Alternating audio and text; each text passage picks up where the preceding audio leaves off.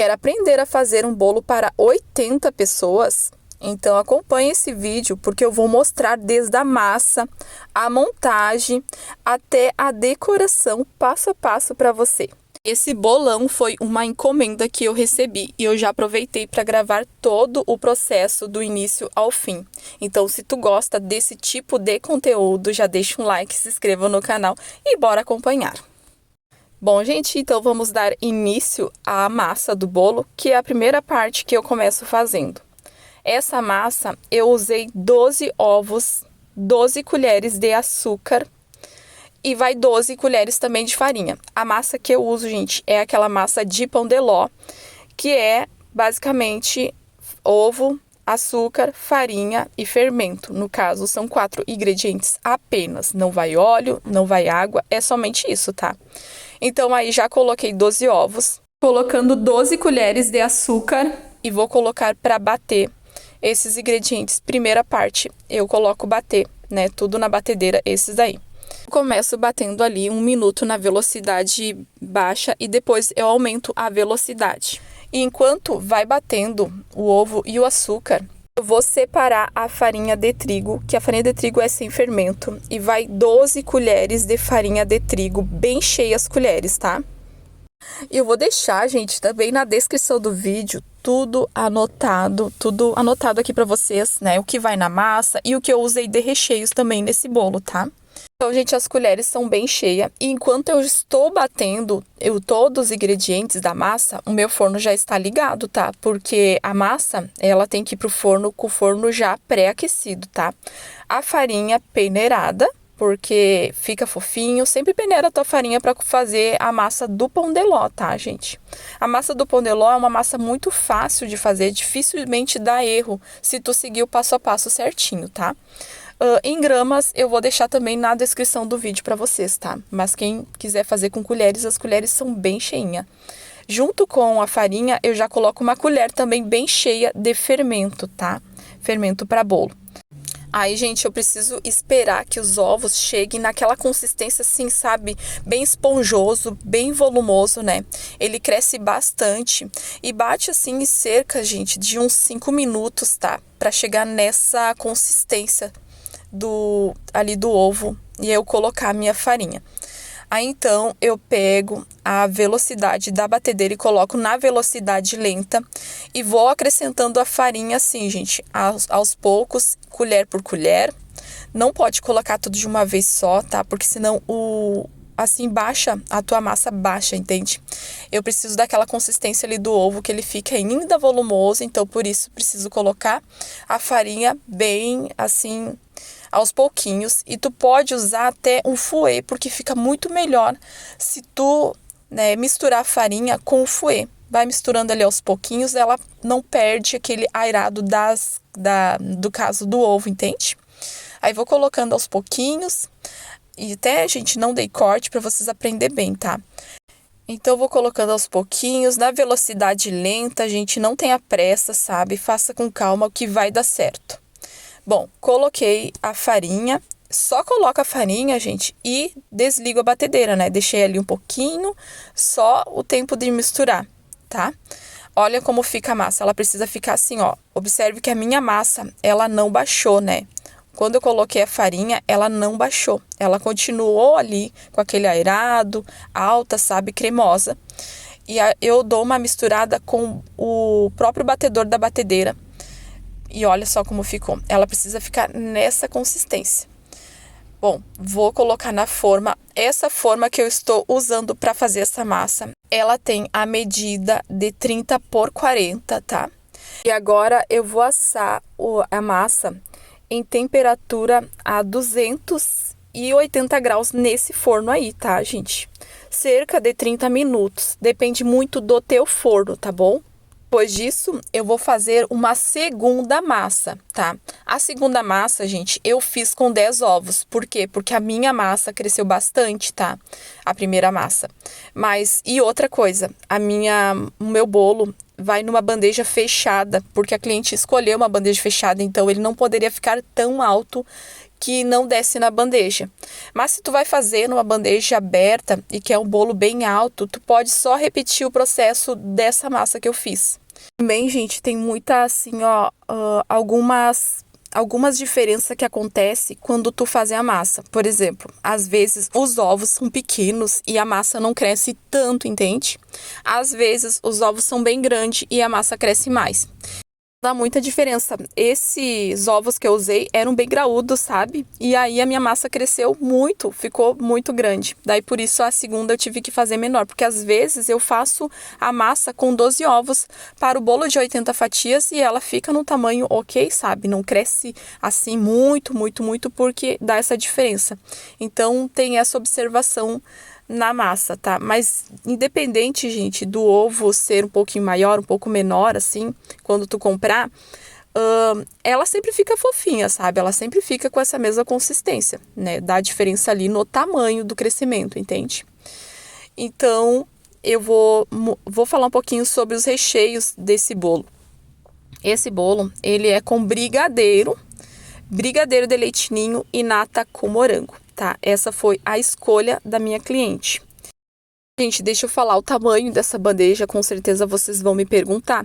Ela tem uma numeração DG78 e como o meu bolo, a minha massa ali, ela é...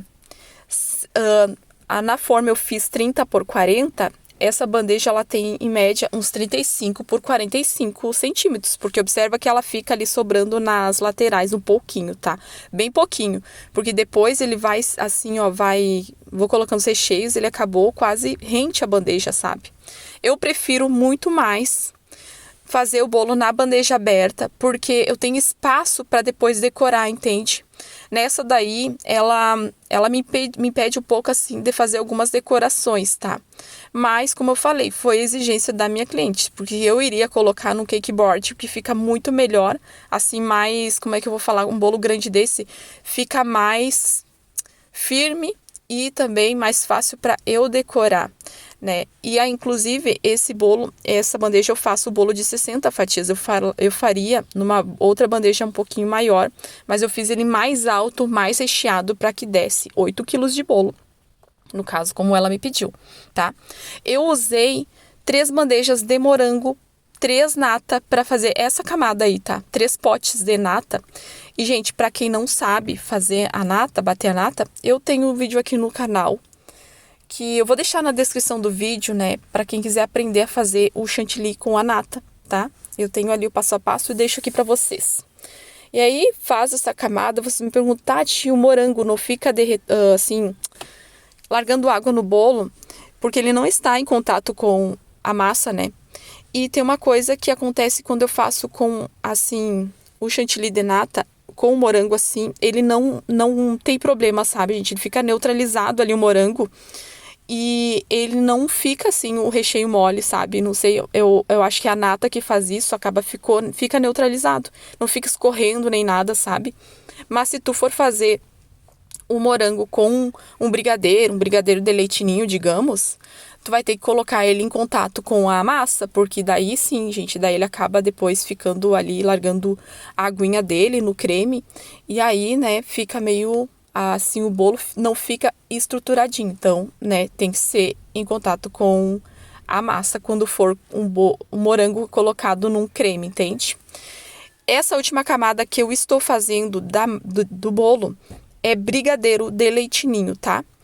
Para esses 2 cremes, eu usei 2 leite condensado, tá? O de brigadeiro e o de brigadeiro de leite ninho. Eu usei 2 leite condensados. E aí foi creme de leite, mais leite, tá, gente?